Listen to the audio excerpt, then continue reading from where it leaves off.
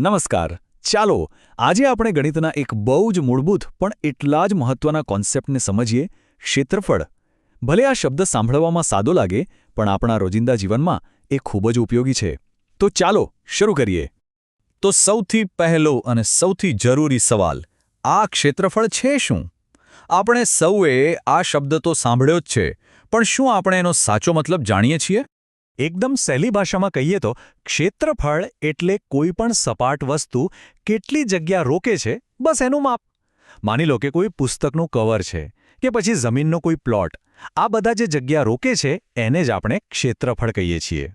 હવે ક્ષેત્રફળને બરાબર સમજવા માટે આપણે શરૂઆત કરવી પડશે એના સૌથી સરળ આકારોથી, અને એ છે ચોરસ અને લંબચોરસ. એમ કહી શકાય કે આ તો ક્ષેત્રફળની ગણતરીના બિલ્ડિંગ બ્લોક્સ છે. તો સૌથી પહેલા વાત કરીએ ચોરસની. હવે ચોરસની ખાસિયત શું? એની ચારે બાજુઓ એકદમ સરખી એક જ માપની હોય છે. અને સૌથી મજાની વાત એ છે કે એનું ક્ષેત્રફળ શોધવું તો સાવ સહેલું છે. બસ એની કોઈ એક બાજુનું માપ લો અને એને એ જ માપથી ગુણી નાખો, એટલે કે સૂત્ર છે બાજુ ગુણ્યા બાજુ. ચાલો એક ઉદાહરણથી સમજીએ.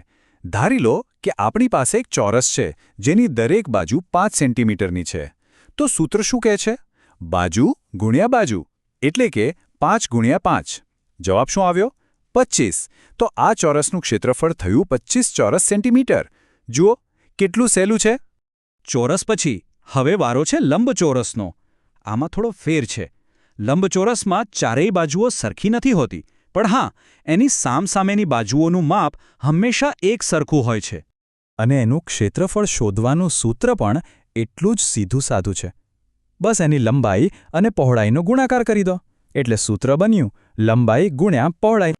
ચાલો આનું પણ એક ઉદાહરણ જોઈએ.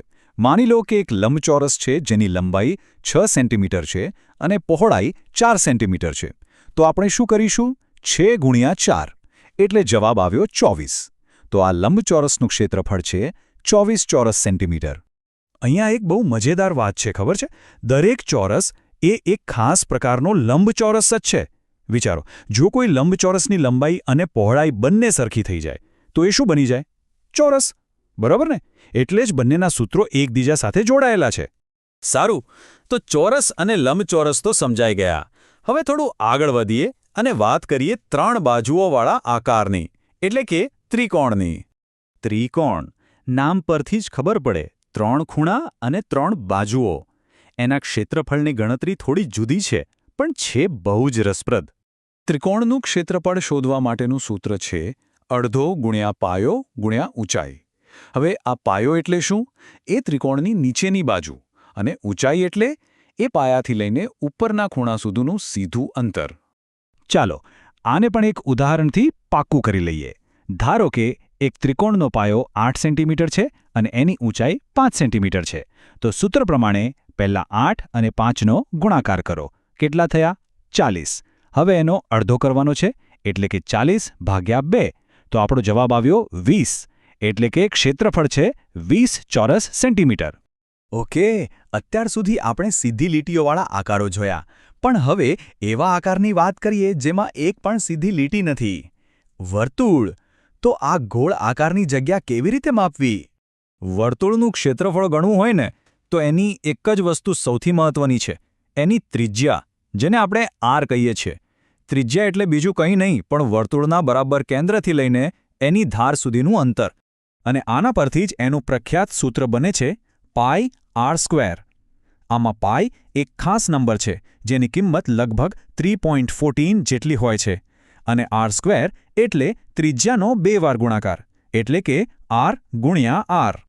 ચાલો માની લઈએ કે એક વર્તુળની ત્રિજ્યા 7 સેન્ટીમીટર છે. તો સૂત્રમાં કિંમત મૂકીએ પાઈ ગુણ્યા 7નો સ્ક્વેર, એટલે કે પાઈ ગુણ્યા 7 ગુણ્યા 7. ગણતરી સહેલી કરવા માટે પાઈની કિંમત આપણે 22/7 લઈએ, તો એક 7 ઉડી જશે અને બાકી રહેશે 22 ગુણ્યા 7. જવાબ આવશે 154.